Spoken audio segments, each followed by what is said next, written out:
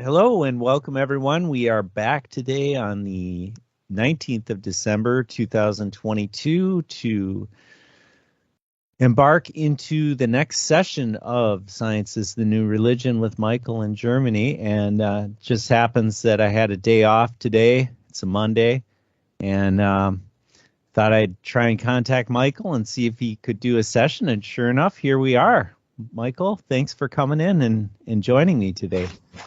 Yeah, hello, Brett. It's quite unusual to do it on Monday, but it's now 7:30 p.m. here, and it's maybe 12:30 your time. Mm-hmm. So it's dark outside. And we are on the next upcoming topic here on Science as the New Religion. It's all about the biblical content in comparison to the past, to the present, and to the future.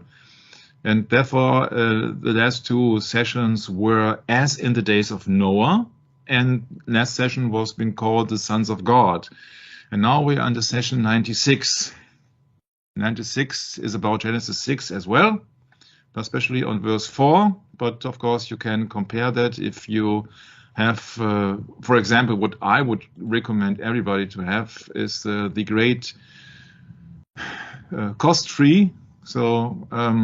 Software on eSword, the electronic sword, the sword of the Lord with an electronic edge, when it comes down to looking up the etymology of words, when it comes down to explanations, commentaries, and all the stuff.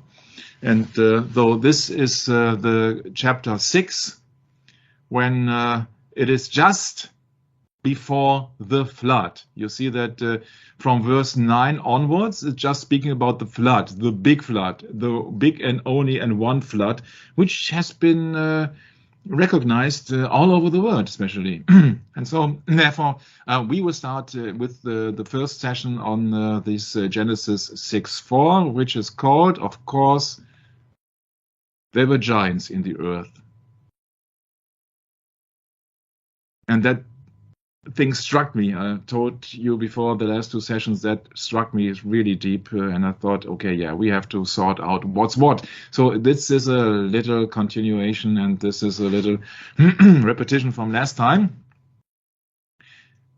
There were giants in the earth in those days, and also after that. And we're not speaking of so-called earthly giants here. So managers, politicians, altruists, millionaires or what, this is just giants, yeah, which is first of all in size. Yeah, so this is still or a picture of the Lord of the Rings. Yeah, it's an entrance left and right. So you see here giants. So they say, oh yeah, hold, this is no further from here, or where the oath is from the dollar bill. I can't remember now. What is it? A non plus ultra. Yeah. So where the gates of hell are starting, or what else? Yeah. So non plus ultra. Maybe you know that. Non plus ultra means today, oh, this is absolutely the best.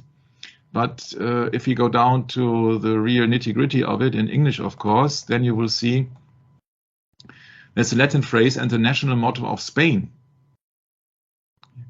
They have to be inscribed as a warning on the pillars of Hercules at the Strait of Gibraltar, which mark the edge of the known world in antiquity. And it's metaphorical suggestions of taking risks and striving for excellence. Yeah, and so this is non plus ultra. So these are the pillars of Hercules. And of course, if you look down to your dollar bill, I think, no, a dollar sign, sorry. Usually you have two columns there, yeah. So you can say that, oh yeah, that has something to do with the temple. Or from here, you're going into the unknown. And of course, it's very simple. This is a snake. And these are the pillars. So this is the temple of the snake. And you're in the Mammon religion then. That's my simple explanation of it. So giants also mean size or importance or power. For example, James Dean is Ah, now the files crashed. Great. Fred. Monday, Yeah. Monday. So good to me. That's right. That's right. Yeah, I have to cut it short here, so I have to make a certain script which is always 100 pages or so that it won't happen. If it happens again, I'm leaving. Monday. Yeah. Oh, yeah. Microsoft don't want you as a customer. Please get out. We don't accept you. Yeah, that's right. You're not playing by the rules. So this is the eSword version with all the details of any words when it comes down to Genesis 6, where we have learned that, and it came to pass when man began to multiply on the face of the earth, and daughters were born unto them. So it has to do with multiplication or fertility, offspring. Verse 2, that the sons of God, where we have evaluated that these are no human beings so far, but angels, most likely, and there's nothing much left but fallen ones, that the sons of God saw the daughters of men, so usual female, that they were fair, and they took them wives, means they have intercourse to have children, took them wives of all which they chose. And the Lord, as the answer of that behavior, of that action, in verse 3, the Lord said, my spirit shall not always strive with man, for that he is also flesh. Yeah, so these women, they had fleshly interests and no spiritual interest in following God's commandments. Yet his days shall be 120 years. So therefore that was the first order of the Lord, and the first penalty, if you like to see so, that he limited the lifespan of people to 120 years, Brett. Mm-hmm. And then comes that verse where we were keeping busy, or we will keep busy the next 2, 3, 4 sessions, I don't know. There were giants in the earth in those days, and also after that, when the sons of God, once and for all, fallen ones, fallen angels, came in physically. Came in. You see, if you come into a room, what would you have to do? You have to open a door. But it's all about offspring. You see that God was so negative about that action that he said he will limit the days of mankind in general. So once and again, there were giants in the earth in those days, and also after that, when the sons of God came in unto the daughters of men, and they bare children to them, the same became mighty men which were of old, men of renown. So you can think of yourself that this verse also is bearing so much interesting content that you can talk about that for days. Because there are also many, many, many sources which will contradict my train of thinking. But let's just at the moment concentrate on the giants in the earth. Because these giants in the earth, they were only after that. You see, keyword is after that. After that, when the sons of God came in unto the daughters of men, which means they are the offspring of fallen ones, having been sex with daughters of men. So, and this offspring, these hybrids, if you like to call them so, maybe it's a more easier word, these were called giants, Nephilim, a fella, a bully, a tyrant, giant, but you can of course see it literally, yeah, so a big guy. So this is just the content which we are evaluating here. And you see here in the picture here of the Lord of the Rings, yeah, these are two more or less giants, yeah, giant statues. Let's get it on. Yeah, it has nothing to do whatsoever with any humans. It has nothing to do with people you see yourself as role models, idols, gods of this world, or influential people, Donald Trumps and whatsoever, Elon Musk. No, these are not giants. Yeah, giant is just when we are a biblical channel, it's just the offspring of fallen ones together with human daughters. And so we will be mocked constantly when a Mary figure or female is looking up to somebody who is almost looking as been crucified here, James Dean.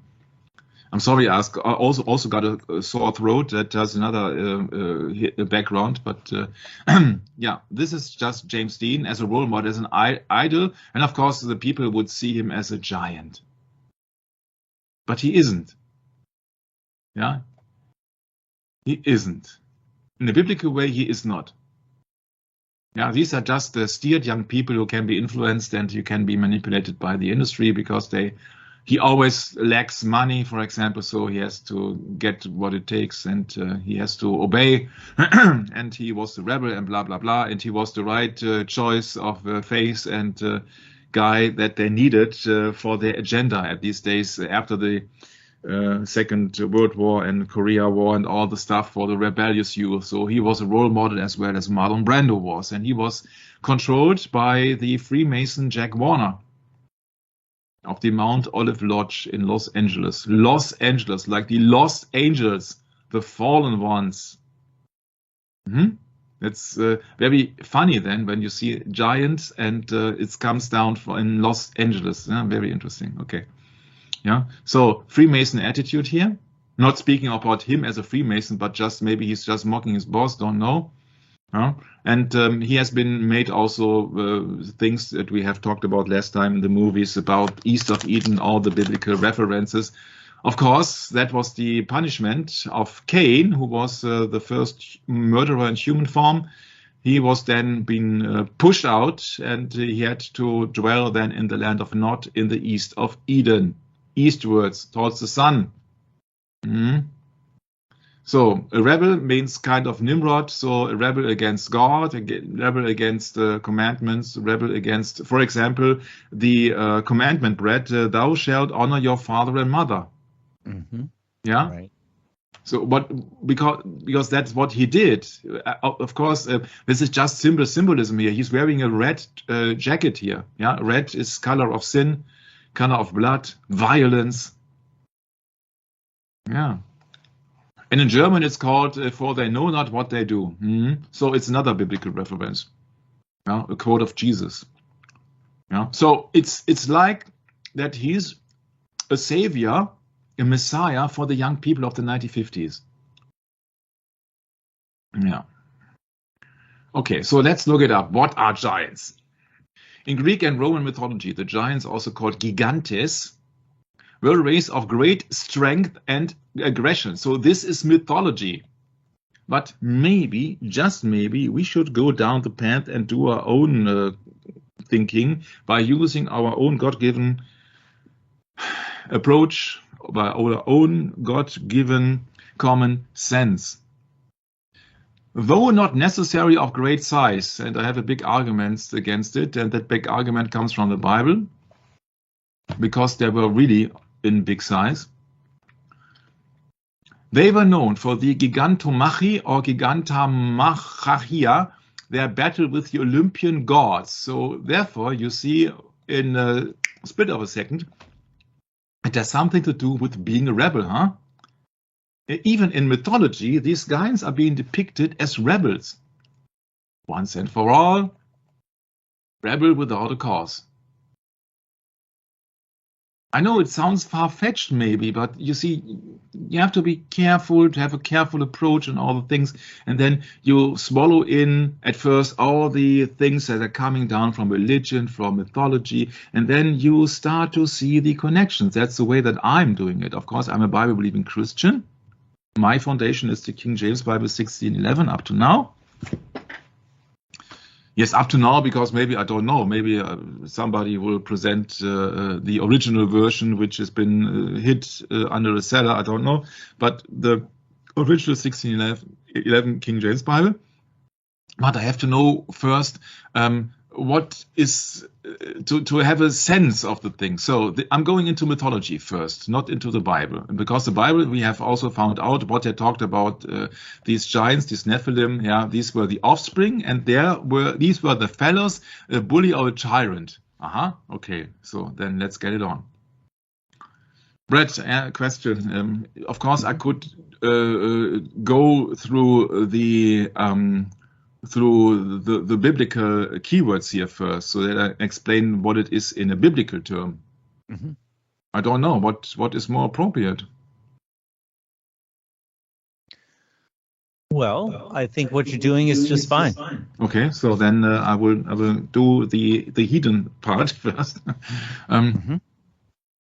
According to Hesiod, so it's not the Bible, it's not the truth, the giants were the offspring of Gaia, Earth, or Mother God, born from the blood that fell when Uranus, sky, was castrated by his Titan son Kronos, Kronos being Saturn.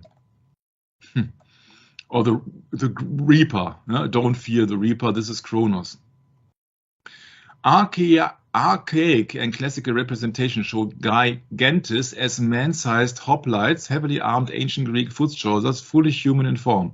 That is not what the Bible is depicting. Because there must be a cause that God says, no, man is only flesh and I will limit his lifespan to 120 years. So that is a penalty. So it can't be the usual fornication. That would not affect the entire mankind as such, as I understand it, Brett. For example, when the Lord destroyed Sodom and Gomorrah, he destroyed these cities because they were just evil and they were just having fornication and all the stuff unimaginable. But this was just limited to the cities of Sodom and Gomorrah. But at the times of Noah, there was a special kind of offspring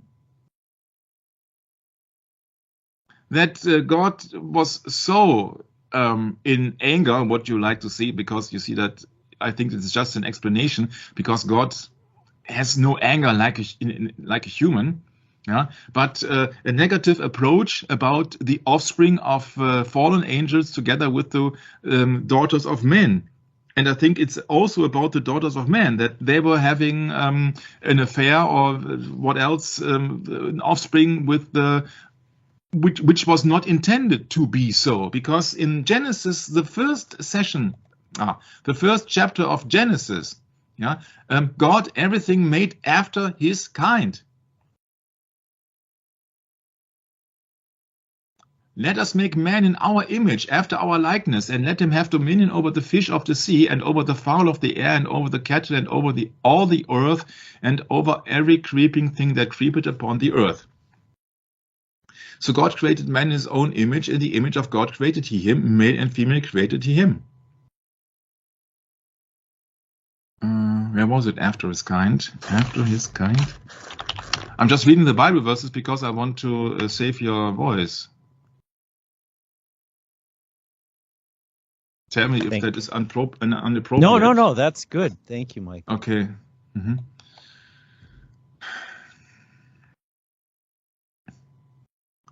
Kind. Alt F. Kind. I'm so kind to look after the kind.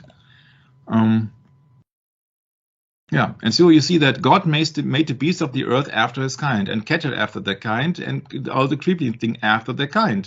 So everything was after their kind. And as in the days of Noah, when the flood was approaching, then Noah had to pick up all the animals, male and female, so that they can reproduce after the flood once and for all, once again. So this is after their kind. A male horse and a female horse, when they are having offspring, it will be a horse.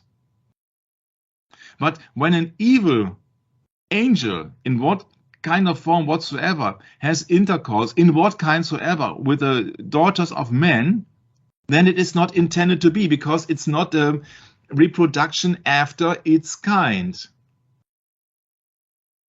So this is my first big no-no.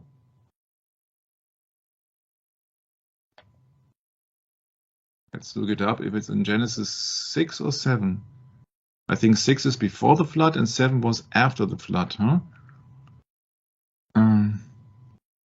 Oh, no, because later on in Genesis 6, you see that he said, and of every living thing of all flesh, 2 of every sort that shall bring into the ark to keep them alive with thee, they shall be male and female. Of fowls after their kind, of cattle after their kind, of every creeping thing of the earth after his kind.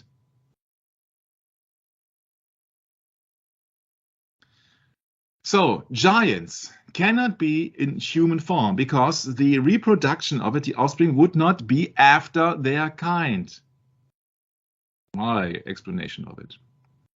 Let's get it on, because that will be a roller coaster then. So, the usual classical representation of those gigantes as man-sized, so as usual size, can't be, because these are kind of hybrids. And maybe you have also been heard rumors or even pictures of giant skeletons around the earth. Yeah, you don't know what is CGI, you don't know what is faked and what is reality there. But we know that before the flood, many things were much greater. Also, the lifespan of humans were much greater before the flood, according to the Bible. After the flood, no one has been recorded who had a lifespan like Adam of 930 years or Methuselah of 969 years, if I remember correctly. So there was quite a different environments before and after the flood. So, mythology first. They say, oh, giants are just usual people, but heavily armored and very powerful. Yeah, sure. Yeah, don't believe anything, because either Gaia, nor Uranus, nor Kronos had ever existed. These are just fairy tales put up by the opponents of God. So the high priests and scribes, the poets and politicians, and all the people who are in the antichrist belief, or anti-biblical people.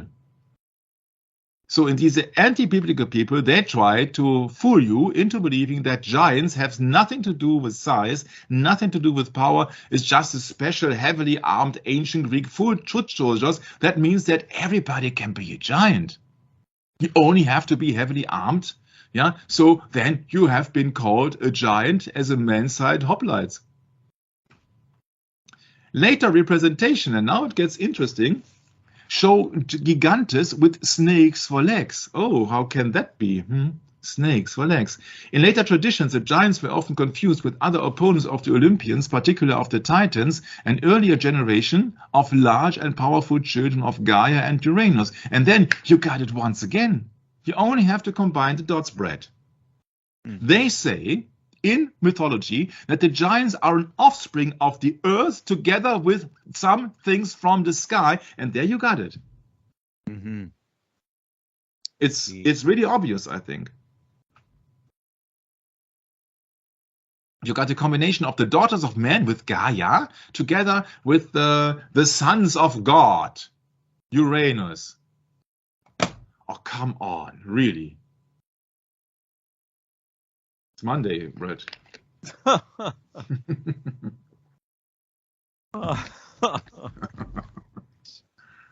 Wow. So Uranus in mythology is not the thing that some people want it to be, because sometimes it's been seen as a kind of a homosexual keyword, like my ass.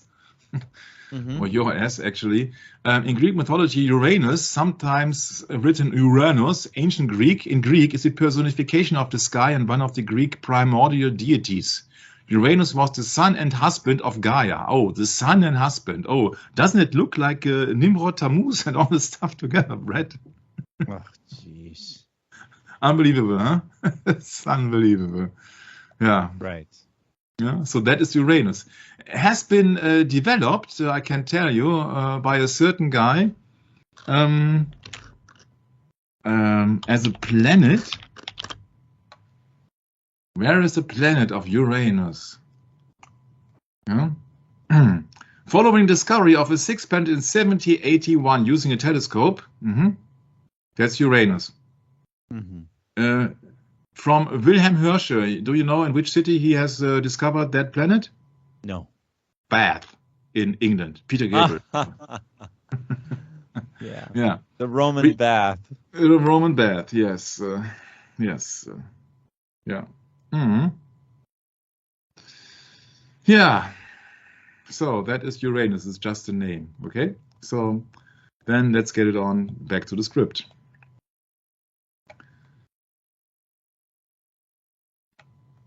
So, in later traditions, the giants were often confused with other opponents of the Olympians, particularly the Titans, an earlier generation of large and powerful children. So the giants were the second attempt in mythology. Okay. It's interesting. Snakes for legs. Who was approaching Adam and Eve, the first woman in paradise, so to speak? It was Satan in disguise of the snake, or possessing a snake. Who could know that? The vanquished giants were said to be buried under volcanoes and to be the cause of volcanic eruptions and earthquakes. It's very interesting. As you see that even if they were buried and dead, yeah, so they have some effects. Yeah, so that is a veneration of the dead already.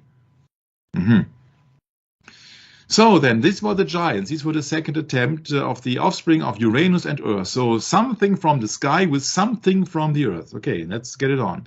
The first attempt should be the Titans. So in Greek mythology, the Titans were the pre-Olympian gods. According to the theogony and blah, blah, blah, the fairy tales of Hesiod, they were the 12 children, 12 children, of the primordial parents Uranus, Sky, and Gaia, Earth. Yeah, so the mixture of heaven and earth, as above, so below, with 6 male titans and 6 female titans. Oh, they can have offspring. But then, if they have ever existed, which they did not, they would then be multiplying, bred after their kind.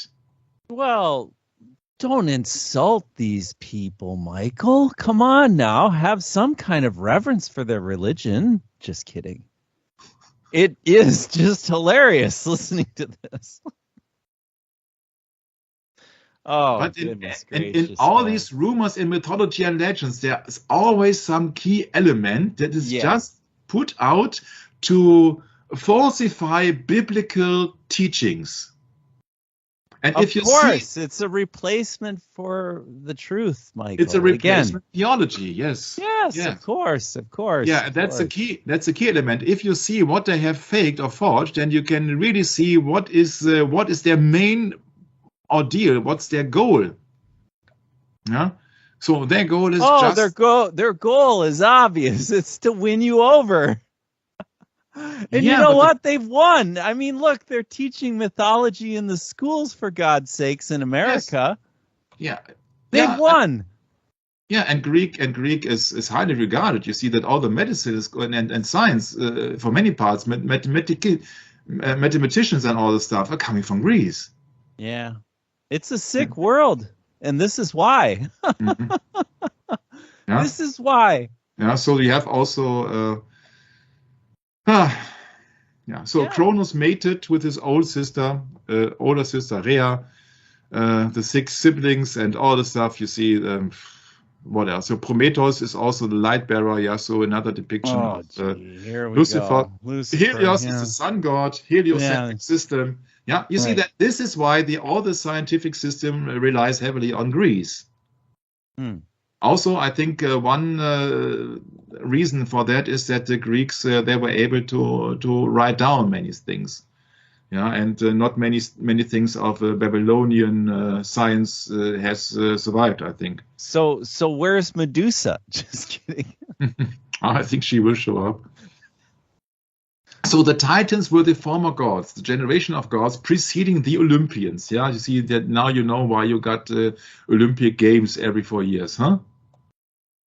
It's so easy. It's so easy. It's the veneration of the old Greek gods. That's Olympia. Nobody would tell you Olympia in the first place, Olympian gods. Everybody would say, oh yeah, have you watched Olympia? Or what about Olympia? Everybody say, oh yeah, Olympia, just have a look. Yeah. This is just games. These are just games. By the way, this is a symbol of a Jesuit. If I remember correctly, Tyler Deschardins. Really? Yeah, I think it was, yes. You mean the 5 circles? Yeah. Really? Yeah. Oh, yes. I never knew that. I think that Jörg once had mentioned that. I've never looked it up, actually. Well, yeah, but this is just Olympia. Yeah, you see that had everything to do with sports and the veneration of the body. Mm-hmm. You don't have the Olympic Games when it comes down to chess. if I remember correctly. So back to the script. So these titans were the pre-giants, or let's say the pre-Olympic gods. So these were in the beginning. If you would like to say so, they are ancient Elohims. The ancient gods, the counter gods of Satan. Yeah, so name anything, and you see that there is no truth in it. There's no truth in it. Yeah, so these generation of gods preceding the Olympians. Yeah, so the actual gods of Olympia, where everybody knows Zeus being the head god. Yeah, they were overthrown as a part of the Greek succession myth. Yeah, of course, no truth, but myth. Which tells how Kronos seized power from his father Uranus and ruled the cosmos with his fellow titans, blah, blah, blah, being turned in turn, defeated and replaced as the ruling pantheon of gods by Zeus and the Olympians in a 10-year war called the Titanomachy. As a result of this war in heaven, Brett, Yeah. the vanquished titans were banished from the upper world and held imprisoned under guard in Tartarus, although apparently some titans were allowed to remain free. Let's now think about Revelation 12, when yeah, that's right. Lucifer was thrown out with a third of the angels. Bam. Yeah. So a war in heaven. Yeah. And now these titans, which is nothing else also but a depiction of fallen ones, were banished from the upper world. Yeah. So the sky or the heaven or and held imprisoned, because heaven is there where God resides. Sky is just what you see from the earth. That is my understanding. Yeah, so there are certain heights and certain things, and heaven have to be seen spiritual, I think, and sky has to be seen in a physical way. So that is just above the clouds. Okay. Although apparently some titans were allowed to remain free. That's like the sons of God, Brad. Who came in to the daughters of men. Came in, not came to, but they came in. Came in. Knock, knock. Please open up for me. Yeah? Can you imagine a son of God comes up to a daughter of man and says, can you open up for me? I don't know what you are thinking, but I think it's quite obvious. So let's get back before I get banned here. Yeah.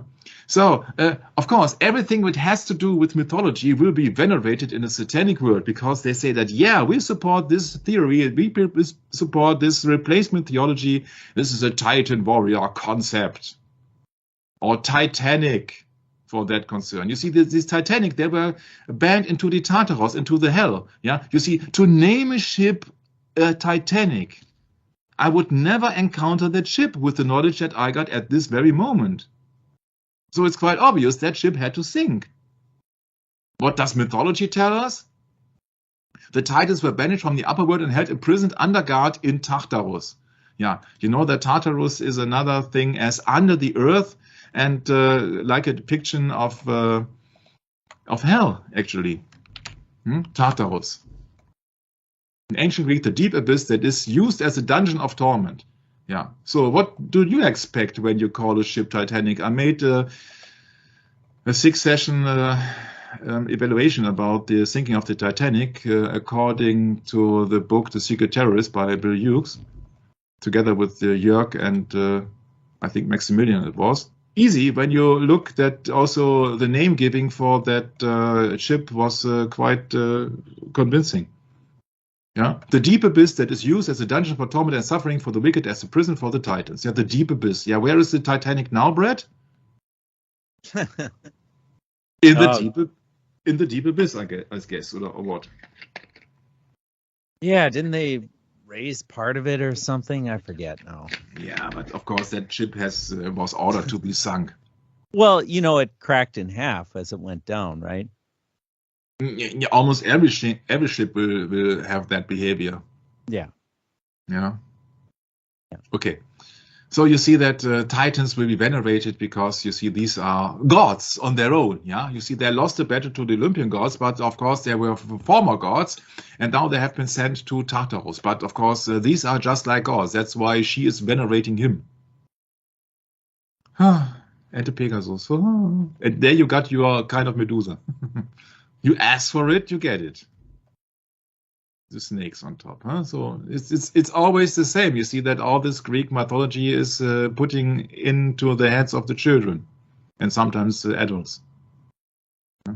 Total chaos. Of course, the Titans losing their battle. Yeah, Titans always depicted with a battle. Yeah, and you always lose. Yeah, as the Titanic. So it's so easy when you go down to etymology, or if you go down to mythology, yeah, you really see the connecting dots as far as I'm concerned. So titanium, as seen as a former god, also went into recognition as a chemical element with his symbol Ti and the atomic number, atomic, yeah, 22. Found in nature only as is an oxide, it can be reduced to produce a lustrous transition metal with a silver color, low density, high strength, resistant to corrosion in seawater. Yeah, of course, they are in a Tartarus bread. Yeah. And some of them are still alive. Aqua regia and chlorine. It was discovered in Great Britain in 1791. Oh, that's close to the discoverment of 1781 of the planet Uranus, and was named by Martin Heinrich Klaproth after the Titans of the Greek mythology. Sure. It must be something special because it's like a Titan. Don't you see they are just only using Greek mythology everywhere, even in the chemical elements. Sure. Yeah, Ti. But it's officially said that the name of titanium comes from Titans of the Greek mythology, so of the primordial gods. Yeah. Also, that is a company which is very well known in America. I think it is James Burrow Lansing, very famous for his loud speakers. No, not only loudspeakers, but loud speakers. They got many tweeters made out of that material, titanium, and therefore they call their speaker boxes TI for Titan. And it's maybe not a coincidence that this speaker is in a pyramidal shape. I don't know. Maybe these guys are also Freemasons. I haven't looked that up. No. Yeah. And so what gets me is that everybody is trying to put the people away from the real knowledge by using the Medici method against learning. We have talked about that last time, about that cardinal. I can't remember his name at the moment. Where people just trying to put their fingers, having great efforts in putting up websites, explaining the world as it is. Or in their opinion, as it is. Yeah. So, for example, the bigger the website, the more likely it is, in my humble opinion, that it's sponsored by somebody, because I can't imagine that somebody is absolutely able to have a project like this website in just his spare time. I have a hard time imagining that. You see, with thousands of articles. It's Cardinal Thomas Wolsey, I think. Thank you so much. You're welcome, Michael. Yeah. You see, you can imagine that even looking through that website. That's learning against learning, everyone, in case you didn't catch that, because Michael's going pretty fast. Yeah, sorry. Yeah. No problem. But this is just a comparison here to the Bible, which explicitly said, oh yeah, there were giants in the earth in these days, and they were the offspring of the sons of God together with the daughters of men. So what the Bible is depicting in just one sentence, yeah, you can talk about and think about for hours, days, and even years. And maybe we can not get to the real knowledge of the thing, of the real truth of the thing in our lifespan. But for me, that is at the moment the absolute turning point of everything which is happening. Many people are focusing on the second coming of Christ. I'm not participating in any calculations. I know of many things coming to certain dates, but I'm not participating in it, because I think that our service is to keep people to the Bible and not just to wait for Jesus Christ. Because you see that it's not our goal to wait for Jesus Christ. It's our goal to serve our neighbors, to love our neighbors. And we are not just there to sit and wait. Not speaking of any people in a bad shape that just being busy with that item, but it is. I think it is my thing. What else to go into this and to see all the connections to the Bible? And the Bible is explicitly telling you that there was something going wrong. That's why God sent the flood, to destroy all life.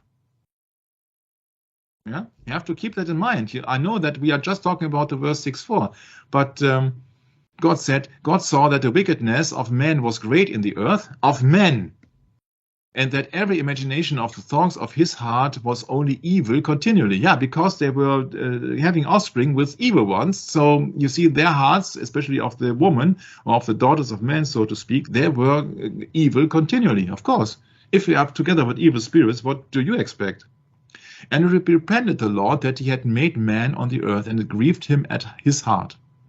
And the Lord said, I will destroy man, whom I have created from the face of the earth, both man and beast, and the creeping things, and the fowls of the air, for it repented me that I have made them.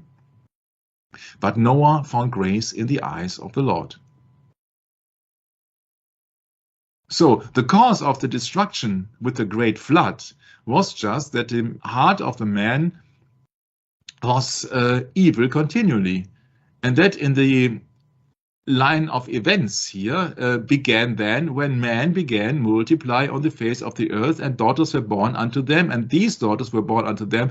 They were having offspring with these sons of God, the sons of God, and these offspring were called the giants. And then God said, okay, I will limit your lifespan, and I'm repenting that I have made mankind as such. And so I will destroy man, and therefore I will send a big flood, but I will spare out Noah and his family, or as part of his family. They shall build an ark, and they will survive the flood. And everybody knows that story, of course, that Noah was also keeping male and female animals to that they can reproduce afterwards. So that is that. So that is here the story which led to the flood, or to the downfall of mankind, actually, or the near destruction of mankind. Yeah. So it is so important, this few article or this few verses here, that my. So I will try to get a little bit on the brake pedal here, but this is a website I was very interested in 20 years ago when it comes down to the events in New York happening in 2001, for example. And I was then astonished about the level of articles and the professionality of that approach here. And I said, oh yeah, that's strange. Yeah, you see that who's behind it and what are they talking about? And they are trying to tell you that they are an institute just for the love of people, an institute teaching you into the right belief, into knowledge, into truth and all the things. And therefore they say, yeah, of course, mankind is just an offspring of Atlantis. So there was a pre-Adamic creation. Yeah, or I have not looked it up here. Maybe that comes also from, I don't know, from alien encounter and all this stuff. Yeah, Big Bang solar system, the Earth, plants, dinosaurs, etc., and prehistoric timeline. Yeah, and so this is going way, way back. You see that it's just what else? It's like looking down to a school book. Yeah, the Big Bang. Our universe comes into existence. It continues to expand until this day with the expectation that at some future point everything will start to contract again, the big crunch. What is beyond the Big Bang, nobody knows. So I think that tells you about the credibility of that website, Brad.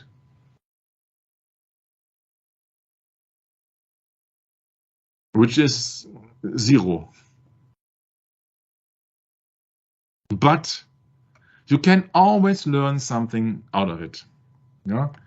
You see, you won't. I'm sorry, Michael. I had my mic muted. I said 20 years ago. Yeah, I stumbled across that website 20 years ago.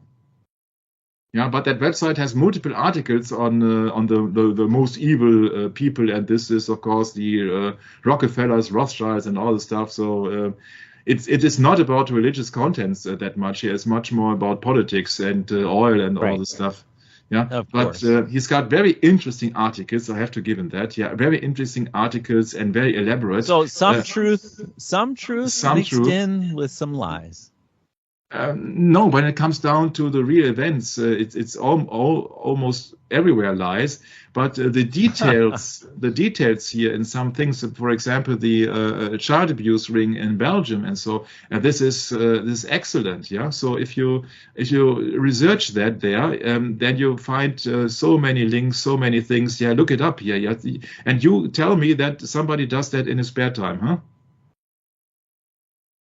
Yeah, it's unbelievable. You see that how many things you can cover up here on that website, and it's sometimes it's really interesting. But you see the history timeline, for example, is just it's just bogus. It's just like a parrot in a biology class in school.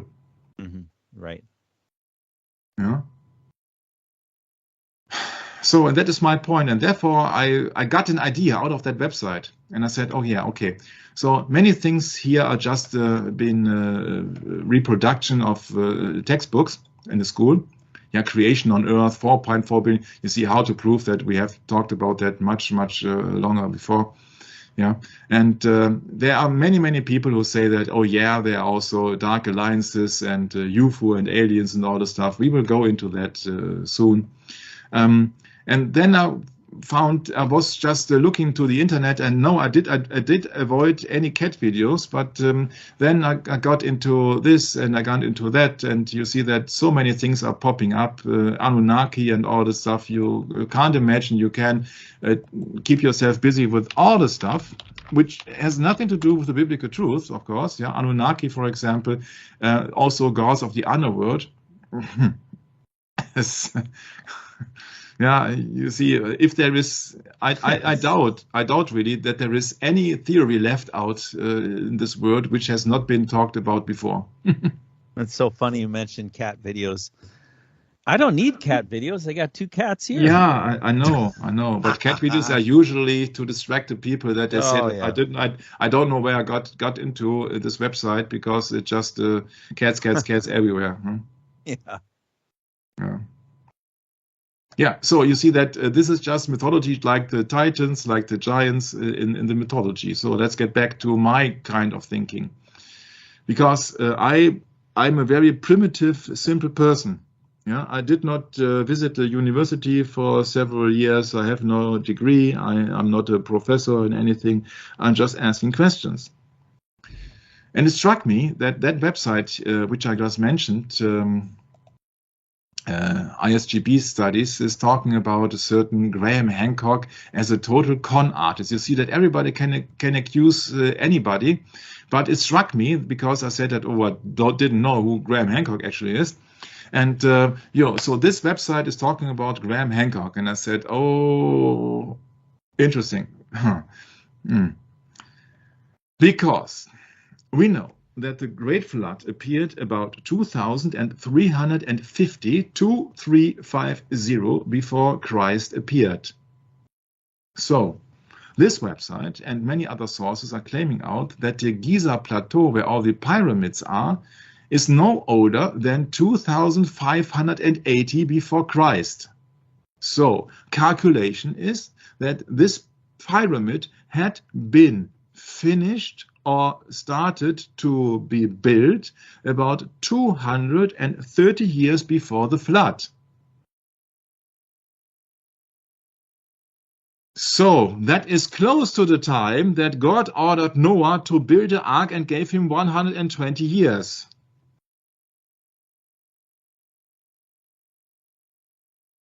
And of course, you won't find the truth, but you will find some hints.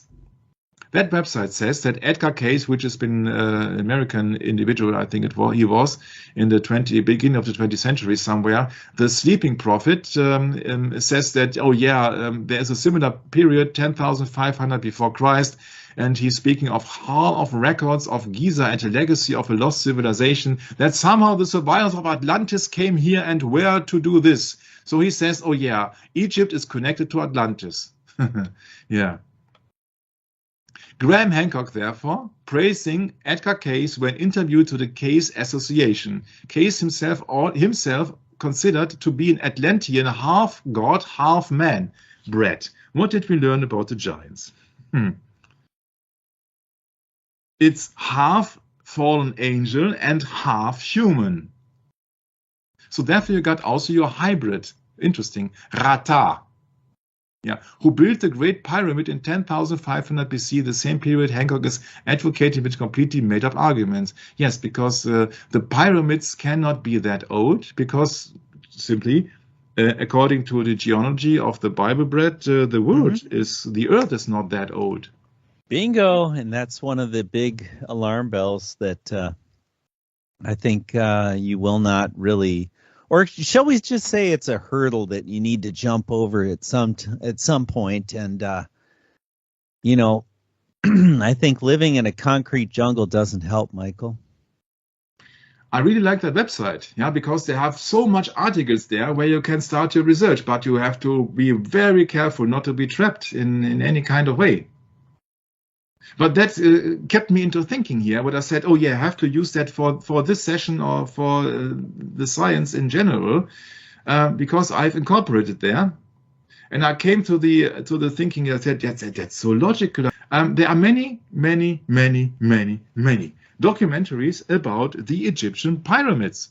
I know that in school they only been taught that, oh yeah, they had a hell of a time producing all the stuff and nobody can reproduce it today, and nobody knows everything for sure, and these are power stations or these are tombs.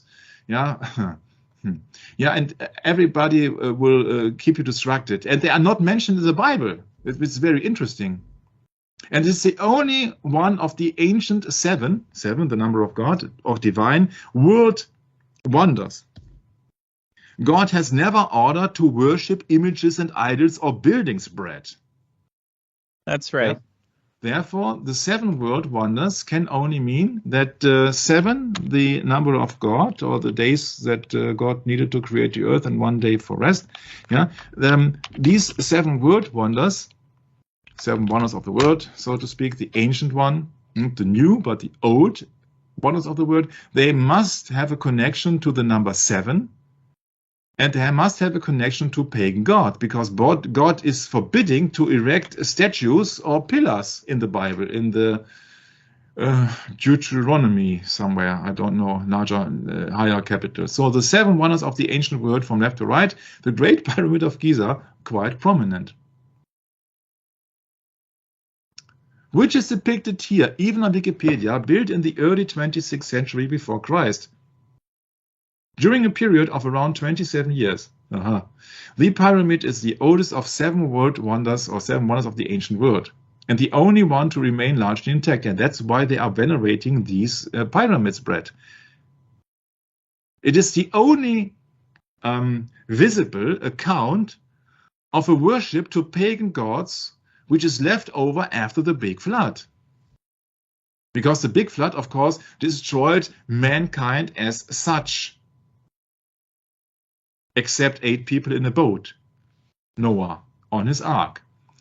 But all the other things, they have something to do with the veneration of images and idols, which we have found out, I think 1 year ago or so. The Hanging Gardens of Babylon by Semiramis. Yeah, a temple of Artemis, yeah, yeah, religious statue of Zeus. Yeah, what do we expect? Yeah, this is just a continuation. A Colossus of Rhodes. This is the Greek sun god Helios, heliocentric system bread. Mm-hmm.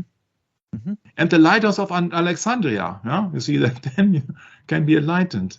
Yeah, called the Pharos of Alexandria during the reign of Ptolemy, and you see that is all just forbidden in the Bible. Oh, these are the 7 wonders they're saying? Yeah, the 7 wonders of the ancient world. Mm-hmm. Yeah. It's a veneration of or the images. 7 artifacts left over from pagan religion? Yeah, only the pyramids are left over. Ah. Nowadays. Oh, nothing else is left. How about the Aztec pyramids? Were those? I wonder about those. Yeah, they were not among them, because I think they're not that ancient then. They're not that old. Yes. Yeah, they're not that old. Okay. Yeah, but given into account that was built before the flood, yeah, so before 2350, which is the 24th century before Christ. Yeah, given the fact that these pyramids were then standing when the flood appears, it seems that these pyramids have remained as the only visible account of human genius or the veneration of pagan idols, actually. Even there are some theories about built by a king who lived before the great flood, named Sword and what else, yeah? King Sword was more commonly known in Hebrew as Enoch. Now it gets very tricky because there are certain Enochs in the two lines, so in the righteous lines and in the unrighteous line. Sarad, kind of like Nimrod. You only have to keep in mind that this is just another theory built by a king who lived before the great flood, which did not survive. Why did he not survive? He was not the elected one. Yeah, but this is from Hebrew, and this is just one video I have here made excerpts from. Understanding of planetary events, Enoch was able to foresee the great flood. That's very interesting because the Bible does not depict that. The Bible is just claiming out that Noah was a just man and he was surviving. The Bible does not say that Enoch survived the great flood. But just wait in a few minutes. Erich von Däniken believes that the pyramids were constructing using aliens. Of course, there's an alien race which coming, of course, flying saucers, what else can it be? Yeah, and said, oh yeah, we would like to build a JBL pyramid. This time with the cornerstone on top. Yeah, but the problem is that also the big pyramid, as far as I know, don't have any cornerstone. But you see, you can believe anything you want. And Erich von Däniken made millions with that belief, writing books. And Erich von Däniken, I can tell you, you can look it up in his official biography, is Jesuitically trained. And also he served his penalty, served a sentence in jail, I think, but that's a long time ago. So if we accept Enoch, this is so hilarious, because Enoch was stitched by an extraterrestrial, needed to probe deeper and further within this mysterious ancient structure. It came to me when I saw this erosion marks on a pyramid. I thought, okay, that is only possible when there was water, huh? So, of course, it never rains in California, but it rains in the middle of the desert in Egypt, it seems. Yeah, and what they just don't tell you is you don't have to look that far away. You have to realize that these pyramids actually is an ancient religion artifact which they have built to venerate the sky. Mm-hmm. Even if it would have been used as a tomb, it would mean that you venerate the death. So it's not positive to say that, oh yeah, we need thousands of people within a long amount of time just to build a great grave for somebody very important. Yeah, if you really think that, I don't think that for 1 second. Yeah, so they are venerating the sky. Yeah, they see the sky as gods. You see that it's our day and age and our school system which depicts that Jupiter is the biggest planet. Yeah, so therefore Jupiter is the head god of the Roman. And they are depicting Uranus as a god or as a planet. Yeah, so the planets had been named after gods. We have that in a very usual sun system. Yeah, of course, solar system. Solar system. Yeah, which is Helios, none other than Helios. Yeah, you see the Colossus of Rhodos. Yeah, solar system. Yeah, this is all about pagan gods. Pagan gods. Our children have been indoctrinated with pagan gods. Yeah.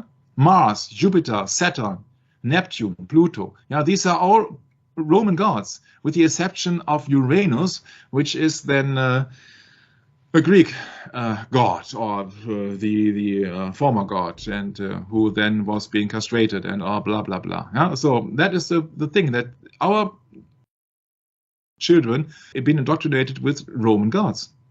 Mercury, Venus. If you were living in Greece 2,000 years ago and they would come up with a solar system, they would name not Mercury or Mercury. Yeah, sorry, I could have made it quite more easy. I could have used it in solar system in English. Sorry, I'm just quoting here a German page. That's what they called Mercury and not Mercury.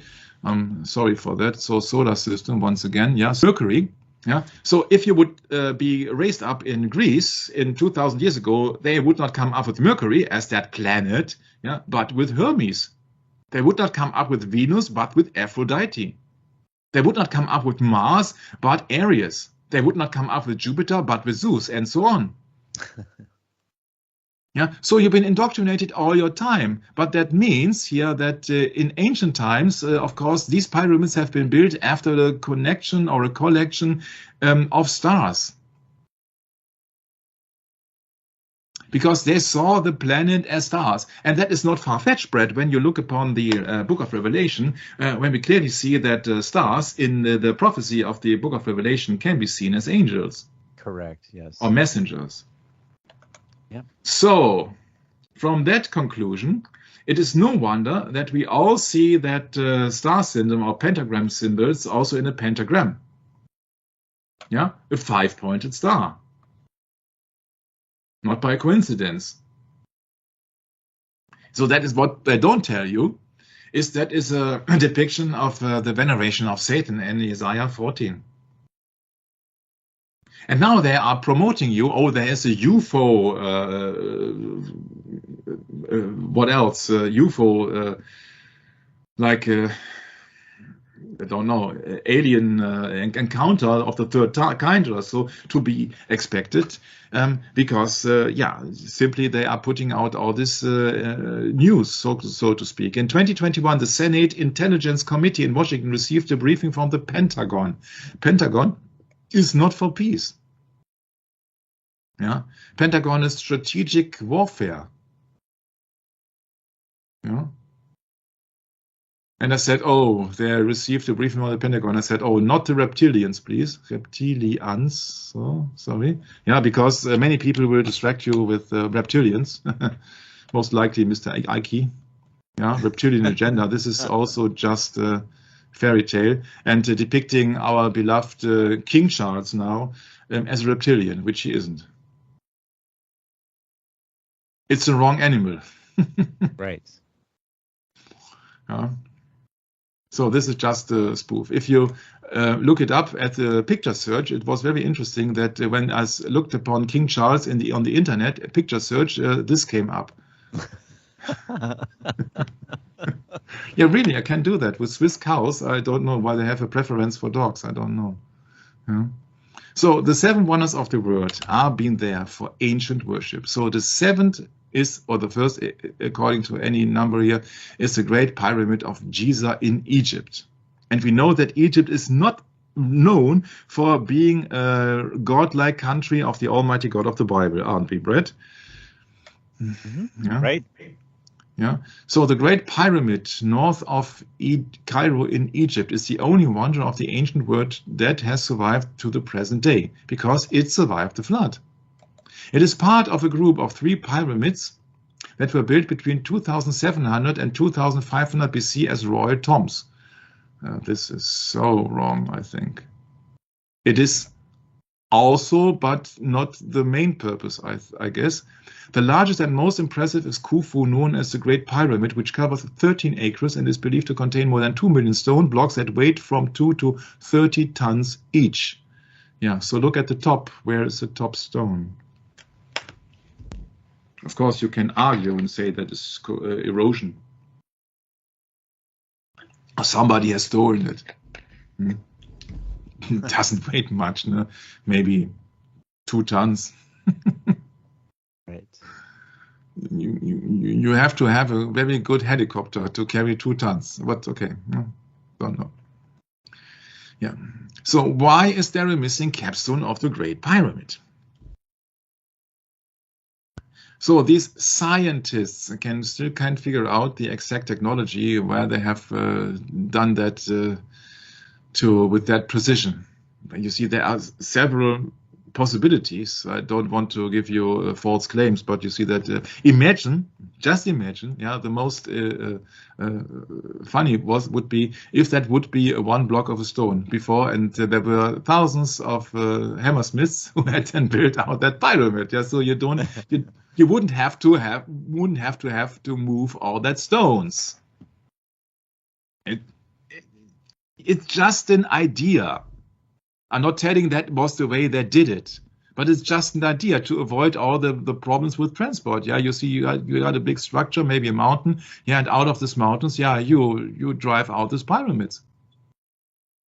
Huh? I know it sounds like a crazy German guy at the moment, but sometimes you have to have really a standpoint. You have to go outside that matrix and just to think on your own. But I'm not saying they did it this way. Maybe they have built it with blood and sweat and tears. Yeah, but then it's a veneration of images and idols, because the pyramid always depicts a hierarchical system. And not only that, with technology which is not known to us, yeah. Of course, they discovered many secret entrances at the foot of the Sphinx. Oh, there is another one. There's not only 3 buildings or 3 giant monuments in the desert. There's also a Sphinx. And it has been said, rumor has it, myth, legend tells it, that there is a hoard of records of storage of all humankind's knowledge, somewhere deep down below, of course, which is not there. Never mind what the Bible says, right? Never mind what the Bible says. Yeah, I say that just if it is a great tomb which has been taught to the general public, it is a veneration of death. Huh? You build a monument for a dead one. So what is that other than a veneration of dead?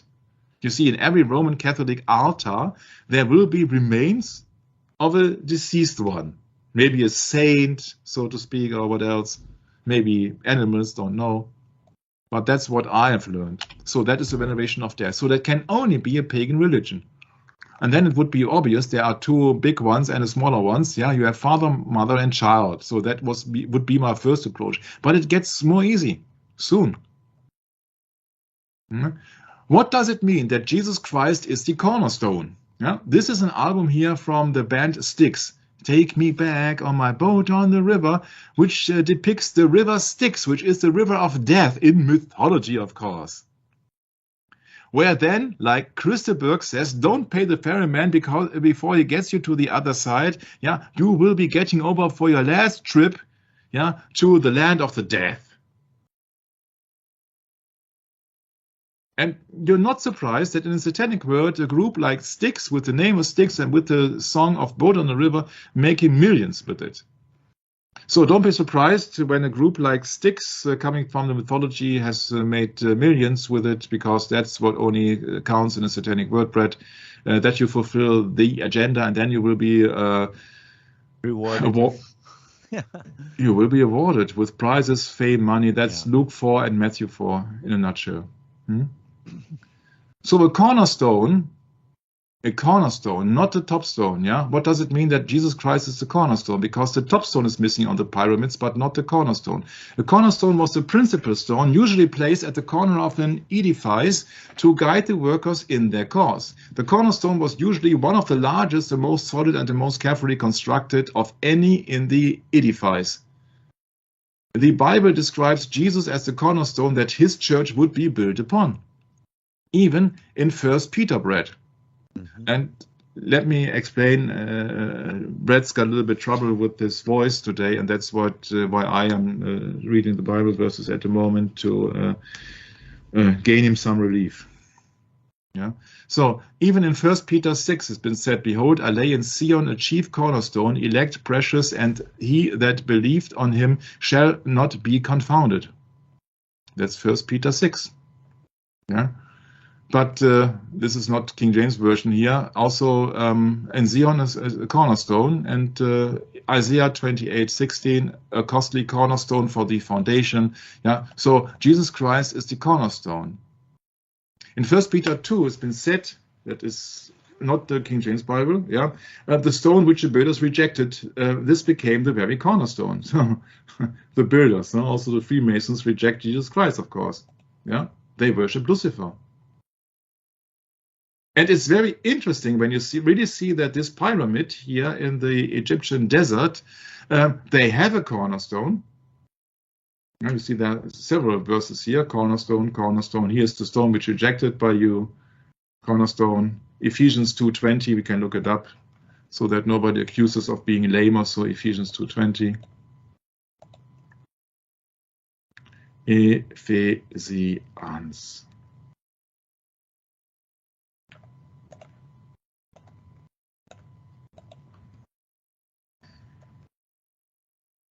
Ja, and are built upon the foundation of the apostles and prophets, Jesus himself being the chief cornerstone. There you got it. Yeah. So Jesus Christ is the cornerstone.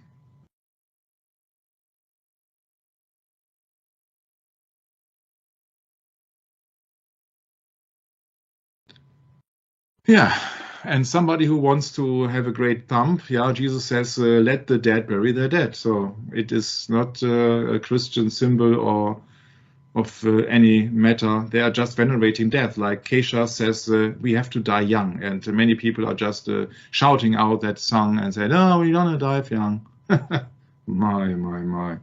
You really have to believe it, how disgusted our world today is when really a veneration of the dead even appears in music for teenagers. Quite in the open, there's the Luciferian Pentacircle here. That is obviously a church. Obviously. This is a mess in the best sense of word. It's a mess. These people are just worshipping death. And you don't see by accident here on her back that one-eye pyramid. One eye for the incomplete God, or the God of this world. Yeah? Pyramids everywhere, yeah? Even in German videos. Pyramids, checkered boards, everywhere. So it's a veneration of the dead. It can only be an ancient anti-Christian religion there. Yeah. And people tell you, oh, why can't you catch up to the architectural genius of our forebears? In a country called Lebanon in Western Asia, they discovered the largest stone that looks almost like CGI here, that size. Yeah, and you see, you got all the ancient depictions that's here on your dollar bill, with the top stone being actually the one I got. So I think that they did left out the top stone on purpose, or it has been washed away by the floods. I don't know.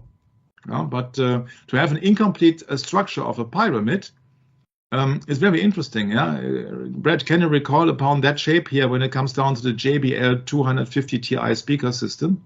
Interesting, huh? Yeah, that's right. So Jesus Christ is the cornerstone, but on the top stone. If the top stone is missing, then the top stone is missed out for the entity on top, which is Satan, Lucifer, name any entity which is the one who has fallen out of heaven. Yeah? In God we trust, says your $1 bill. But which God? The God of this world. Yeah? In 2 Corinthians 4:4, we learn, in whom the God of this world hath blinded the minds of them which believe not, lest the light of the glorious gospel of Christ, who is the image of God, should shine unto them. The God of this world hath blinded the minds. Yeah, you see it quite clearly here, with money.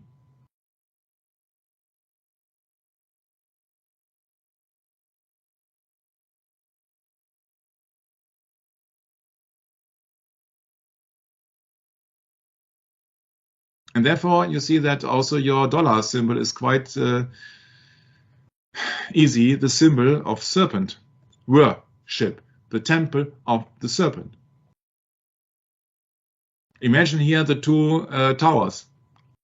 Yeah, it's all about money. It's a World Trade Center. And it's the God of this world. So the World Trade Center is just a temple of money. I think it's very easy.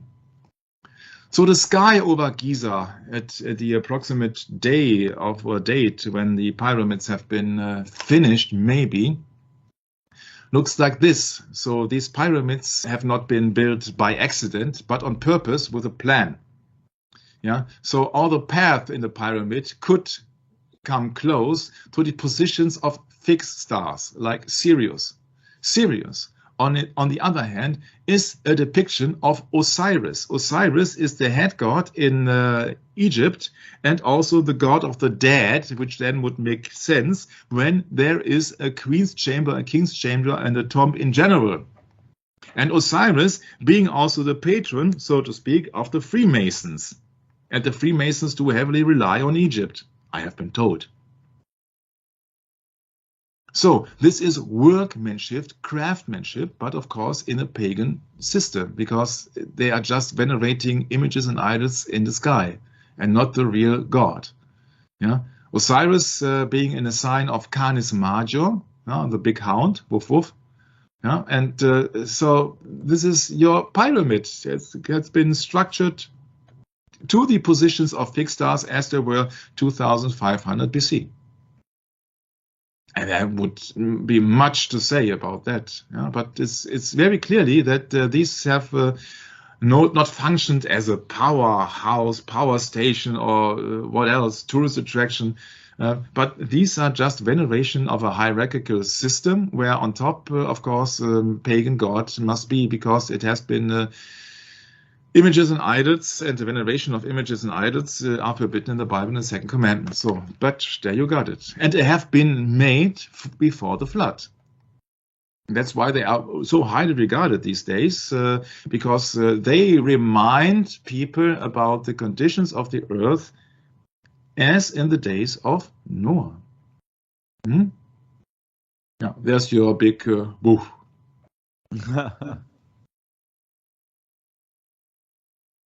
Yeah, Canis Major, the big hound.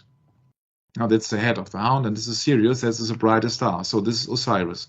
Yeah, therefore you got the Osiris obelisk in the DD Plaza at Kennedy. So there are no coincidences. That's a depiction of Osiris, been hacked in 14 pieces. Also Nimrod, when he was dead, and so people say that, oh yeah, he will come back as an evergreen tree and all the stuff. Yeah, and this, I think, Brett, is no coincidence that this pagan religion will be worshipped by a certain English rock brand called Pink Floyd. Mm-hmm. This is the inlet of the album, The Dark Side of the Moon. The moon goddess being Isis. So this is Osiris and Isis. So this is a veneration of an Egyptian philosophy, religion, etc., which has been depicted by night on the Pink Floyd album. And you know that Pink Floyd are the Luciferians, of course. And Satan, he does not care if you call him Satan, Lucifer, Osiris, Zeus. As long as you don't read the Bible and as long as you don't know why they are worshipping these foundations, these structures. Yeah? And you won't find the truth in many bibliotheks, because you see that if the floor on that bibliothek has been covered in serpentine breads, I don't think that is a coincidence, or maybe it is. Because there's censorship everywhere. And common sense is not appreciated in our world. Yeah, you have always something to hide. Yeah, these serpent lines in a library here, or biblioteca, yeah, these are very close to the serpent lines in David Lynch, The Pink Room, when it comes down to the Tartarus, or hell. It's not by coincidence red curtains here. So, what about all the stuff? Yeah, people just say that, okay, these pyramids have been built by aliens, they came down and built it. Sure, aliens are coming down to build your pagan religion monument. And that's a mystery for many people, to many men, to modern men, and they're very puzzled how they achieved in the old days, as in the days of Noah, they achieved all these feats of moving these large stones and images and idols. And this bread, I think, on the Easter Islands, these are, of course, images and idols, aren't they? Oh, sure. If you really think about the size of that image here, can you imagine the size of the complete statue of a being here? It would be quite huge, wouldn't it? Mm-hmm. Quite huge. So these are the Maui, monolithic human figures carved by the Rapa Nui people on Easter Island in Polynesia between the years 1250 and 1500. So long after the floods, long after the Egyptian pyramids. And almost all have these overly large heads. Large head, I think, it's just my humble opinion, can mean for a primitive nation that these people are very smart. Huh? Because you don't think with your leg. You think with your brain, in your head. And if you depict something with a large head, that is my simple mythology, is my simple method, it can depict a higher intelligence. Maybe, just maybe. These overlarge heads, 3:5 ratio between the head and the trunk, believe in the sanctity of the chiefly head. Yeah, so one who is supreme, I would guess. Yeah, and this is not in Egypt. This is very far away. And if you really see the monstrous size of that, these are real giants, huh? And so it is not limited to the Bible, to Egypt. And maybe you have thought that maybe I'm coming off track now because it was started out with a Bible session and then it gets to all the stuff around this world. No. I will go right back to the path. You see, these ISGP studies, they say that is also everything is an artifact, and they will mock the Bible. You can't believe it. They say that the Ark of the Covenant is an out-of-place artifact that is a piece of technology, high technology. That gold is an excellent radiation shield. The people who could build pyramids, who could move gigantic blocks of stone that weighed hundreds of tons, as if they weighed no more than a feather, those Egyptians clearly could do a lot of things that we can't do today. I do argue that they were the masters of a sacred technology, a kind of magic, and that this was manifested in the Ark of the Covenant. Well, it is the power of God. If you can direct and control divine power in some way. And I thought, oh, Brad. You're talking about David Wilcock here, right? Listen, I know about this guy. Yeah, okay. Go ahead, Michael. Yeah, my point is really that you have to really just read between the lines. You see, the sacred technology, a kind of magic. Magic is also, more or less than celebration magic. What is it? Yeah, don't listen to liars is my Don't advice. listen to liars, yes, but you see that if you can direct and control divine power in some way, you shall be gods. There you go, yes, the man of sin, yes. Yes. Yeah, but that article kept my my inner light bulb was almost exploding. I said, "Oh, it's so yeah, it must be so easy because the Bible does not make any much words of it. It just clearly depicting the things as they were, and you have to really get into your common sense, and you really have to ask God about the meaning of Genesis 6." And I can not tell you that I got the absolute truth because I'm just a human. Mm-hmm. But that kept me into thinking. I would like to share my point of view, but I don't want to cut you short, Brad, when you said, oh, yeah, there's a certain David Wilcox. Mm-hmm. Yeah, right. Well, anyway, this charlatan's been around since, remember 2012, and since we're on the topic of pyramids and all that. Before I had my real awakening back into biblical matters, this crept into my life. These ideas of New Age thought, mysticism, that kind of thing. And when you confront something as big as this, you generally, unless you've really studied your Bible, you just kind of you listen to it and you kind of let it pass you by and.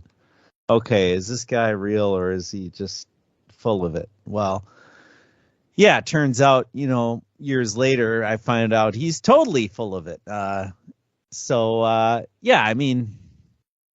big deal. You just move on, but never again will I ever listen to this guy, David Wilcock. Big liar. Mm.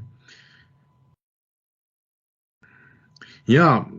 You see, my point was that you always have to, you get some ideas from these people, yeah?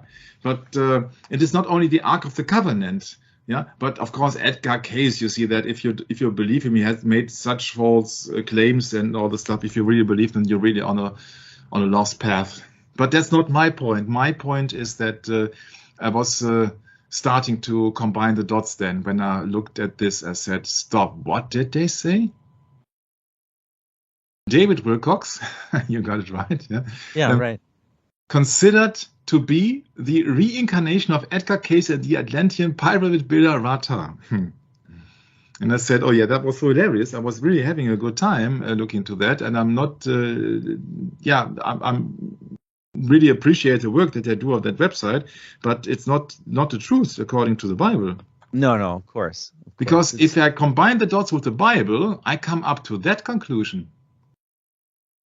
Mm-hmm. People who could build the pyramids, who could move gigantic blocks, and I said, wait a minute.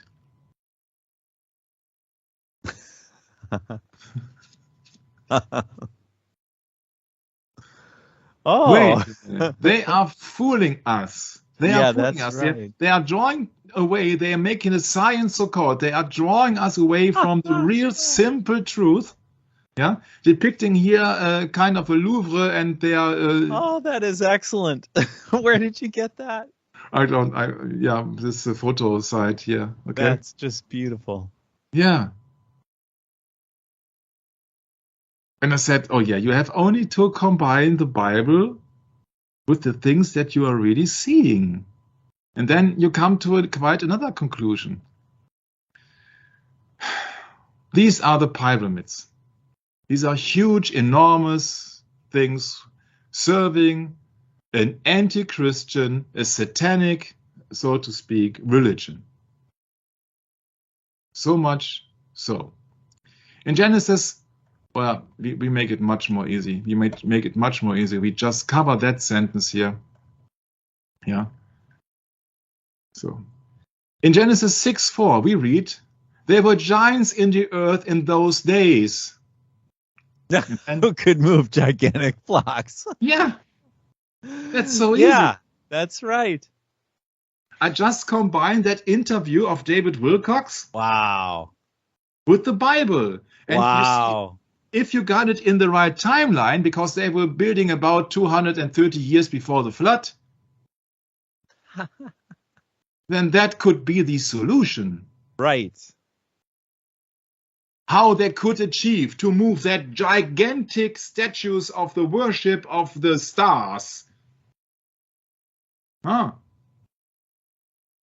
Don't make it too complicated. It's always very simple. The Sermon on the Mount is totally simple to understand. The 10 Commandments are quite simple to understand. God does not make it much complicated. It is science so-called which makes it all the complicated that you need an expert for anything. But that would be the foremost, most simple solution. There were giants in the earth in those days before the flood. How hard can it be? And also after that, when the sons of God came in unto the daughters of men, and they bare children to them, the same became mighty men, which were of old men, men of renown. People who could build the pyramids, who could move gigantic blocks. What do you need to manufacture that kind of a huge building? You do not only need strength, you need intelligence. You need coordination. You need the knowledge of the stars and so forth. You need the knowledge of materials. You need the knowledge of the weather.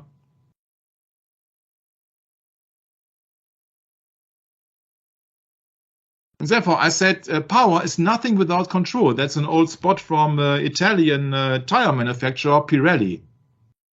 Power is nothing without control. So that power that the giants maybe had, because they were enormous, we will prove that in the next session, must be combined with a certain knowledge, because when the Bible depicts there were giants in the earth in those days, and then we go back here in the verse 1, it says when verse 2 that the sons of God took them wives, and the giants were the offspring of the sons of God. What kind of knowledge had the sons of God when their father was a fallen angel?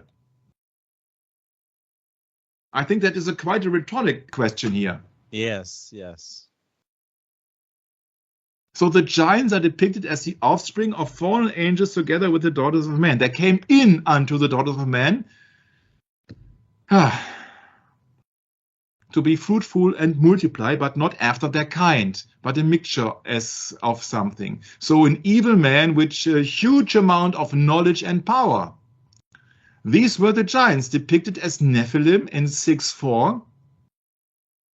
Yeah, a fellow, a bully, a tyrant, somebody who's pushing around other people, which is very, very easy if you are 6'5" or 9 foot and weighing 800 pounds or so. Then it is very easy to push people around as a bully. And it's also not that hard to move gigantic blocks which are weighing 2 tons when yourself are weighing, I don't know, maybe 800 kilos or something like that, and you do it with the four people of them, or 4 giants. And then you can move a 5-ton block.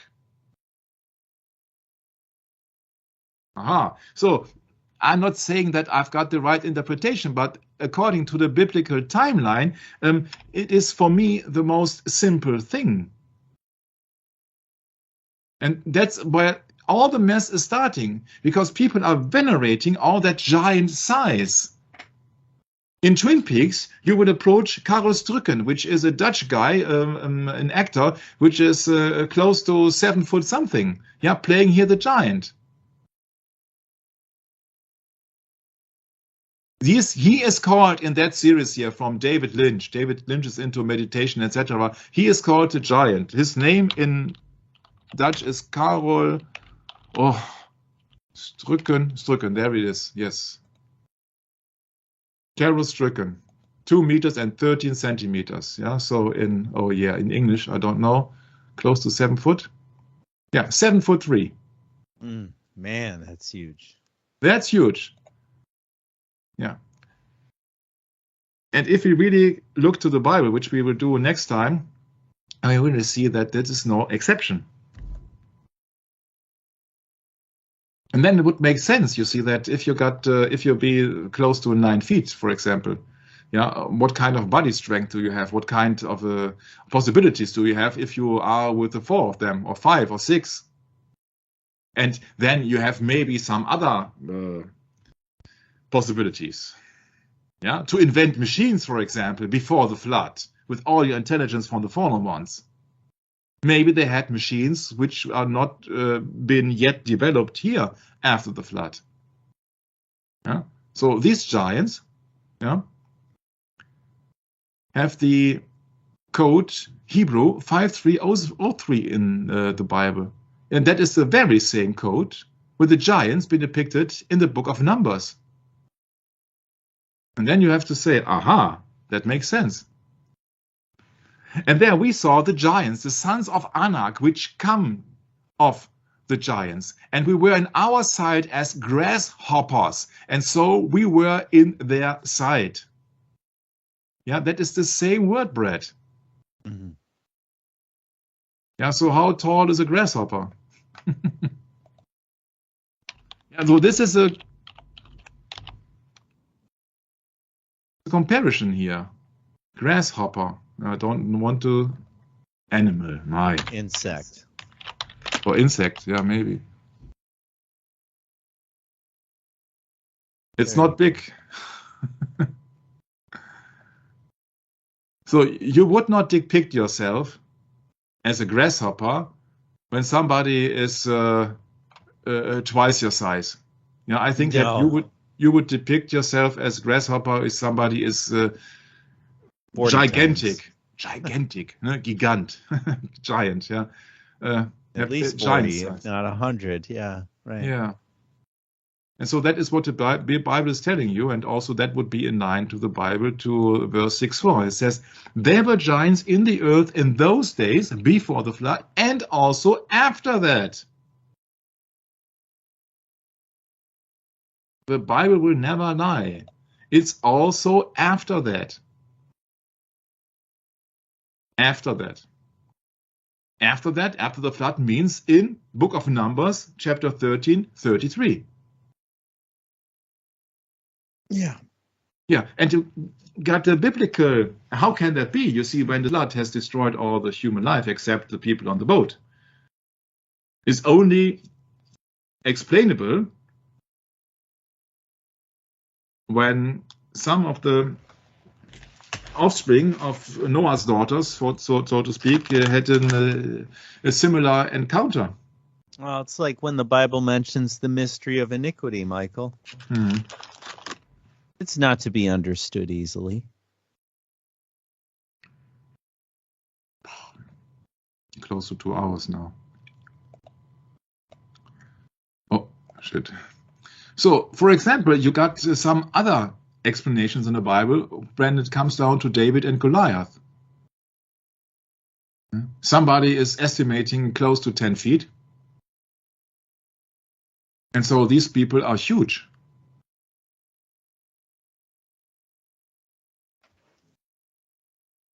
He mentions his height, but does not say what the weight is. But you can estimate something, and somebody estimated here about 700 pounds.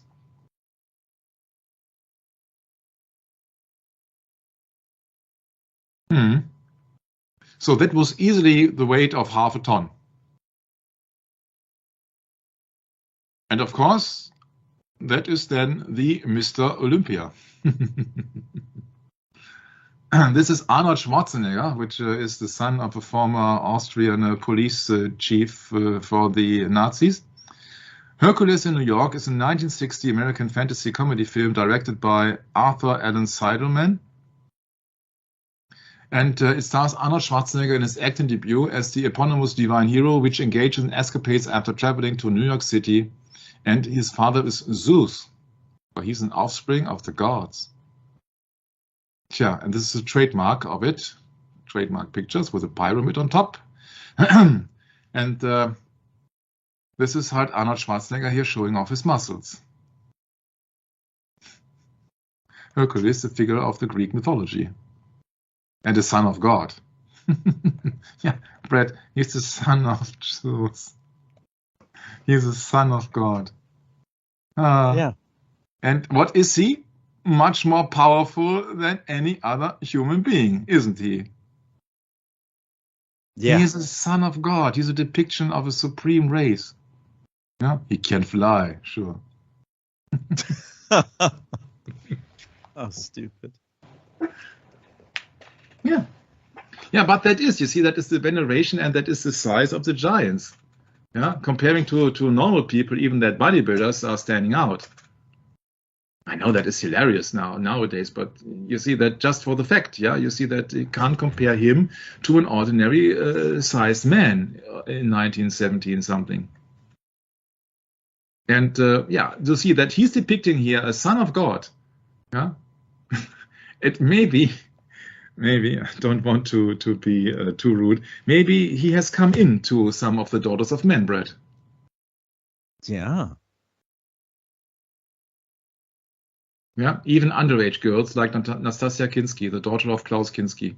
Yeah, have no problem with that, because you see that I think that he himself feels as a son of God. Yeah, he has no problem with it that she is underage. We're talking about America in the 1970s. Huh? Yeah, 1976. 15-year-old Arnold Schwarzenegger with a 15-year-old. Yeah, if you are a son of God, or feel yourself like a Mr. Olympia, you see that he won the Mr. Olympia contest several times. Yeah.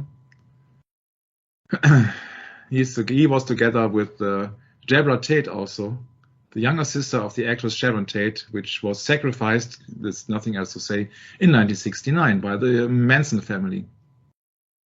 And here's a scene of Pumping Iron, the famous bodybuilder movie from Arnold Schwarzenegger. Arnold, when are you running for president? Well, it was very close, huh? He was at least governor. Oh, man. Pumping Iron. No, Trump took his place. Yeah, but you see that Pumping Iron, you see that these are the gods of the Olymp, Brett. Right. Yeah. So that is a violation of the creation of God, who says then let make man in our image. If there are then fallen ones between that and they have offspring, so then it is not longer in the image of God. That's my understanding. See that every time people want to be godlike, yeah, ye shall be as gods. Yeah, all you don't have to obey, and it is just Satanism. It's just Satanism. You see, these giants are always depicting by size. It's a movie here of 1999, an American animated science fiction film by Freemason Warner Brothers, so the same company who ran James Dean, Giant, about a young boy who befriends a giant alien robot. Giants in the world. Huh? That's the giant. It came from outer space. Yeah? So you will be indoctrinated so much you can't believe it. We're still at the giants. We have not by far finished Genesis 6:4 and the current verses, but we are still at the giants. Surely they are depicting by enormous size and strength.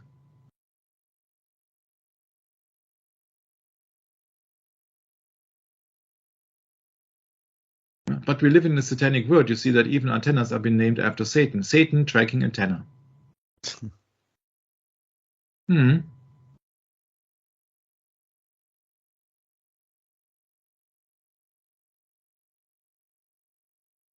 Yeah. Revelation 13 also, yeah. Yeah. Satan means satellite automatic tracking antenna. Satan. There you know why the television set is being named like the satanic family altar. Because they're receiving from a satellite antenna. It's so easy.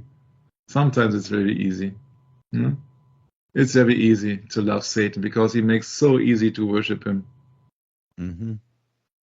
That's true. Yeah, and of course they got a telescope. One part of that telescope is called Lucifer. Brad, you see, that is all deception here. Satellite, by the way, means an accomplice in a crime. Yeah, you got a satanic family altar, the television set, and his accomplice is the sat antenna or the satellite. Is accomplice in a crime. A word of unknown origin, yeah, sure. This is also so funny, or not? No?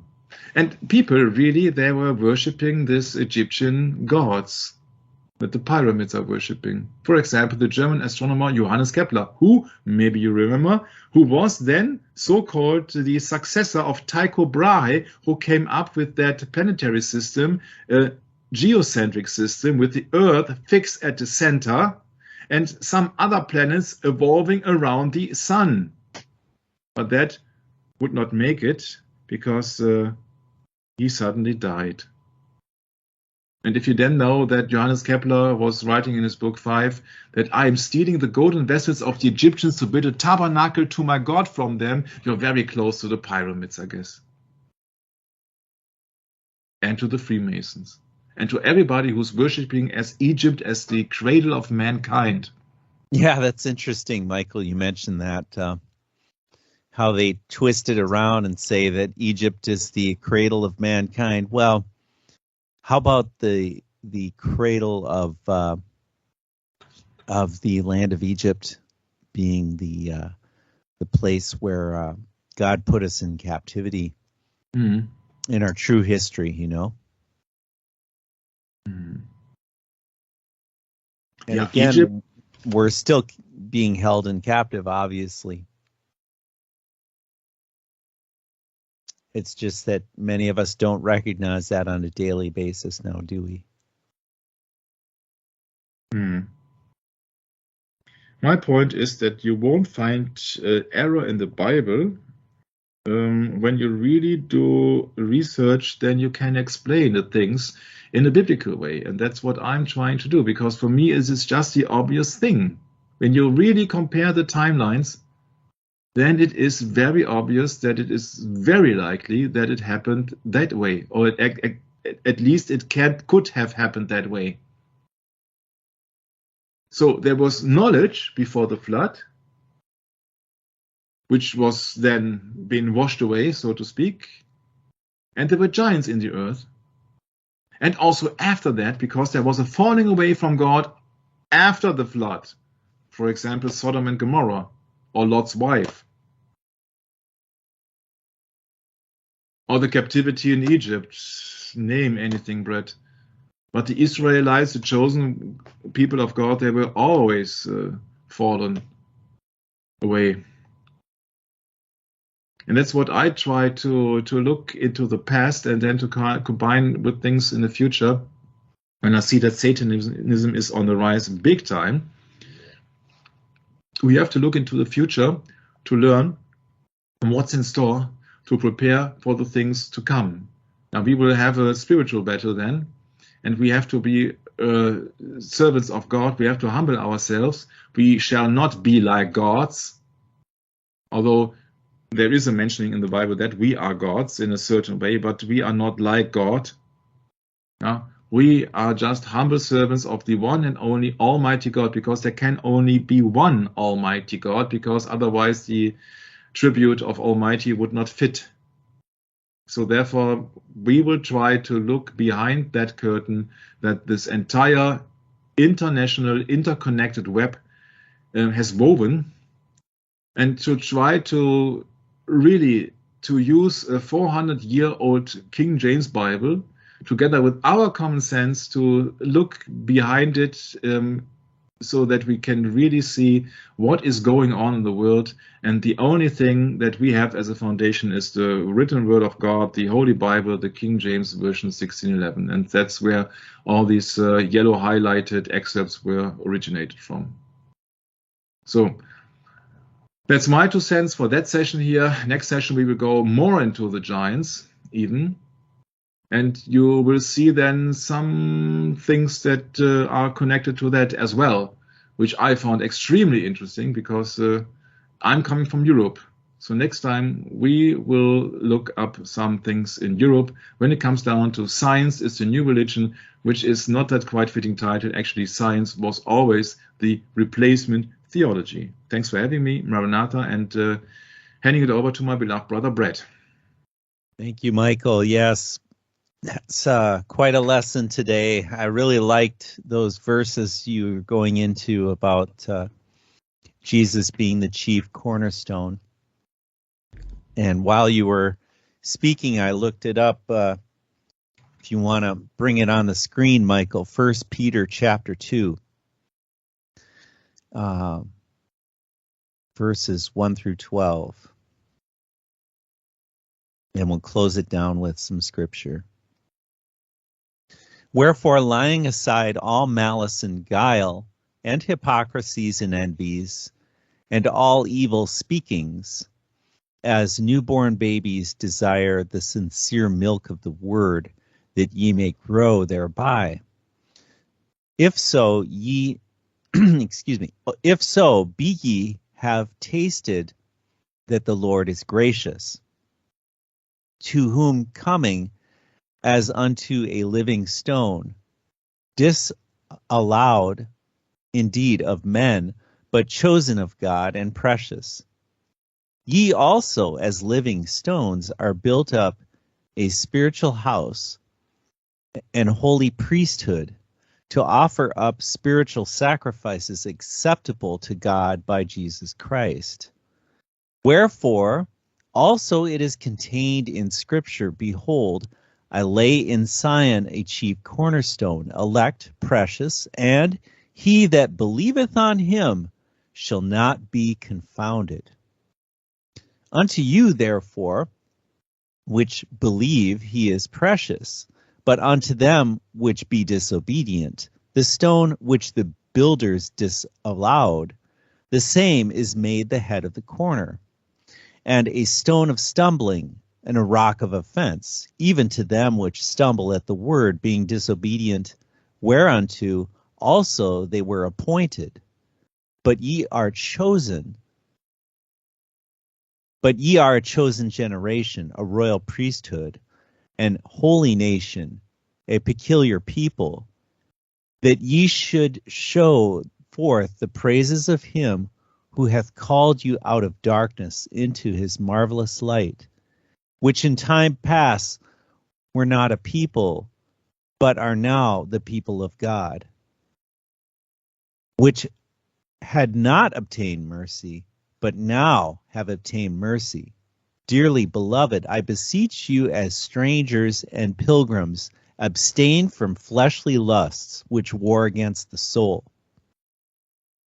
Having your conversation honest among the Gentiles, that whereas they speak against you as evildoers, they may by your good works, which they shall behold, glorify God in the day of visitation.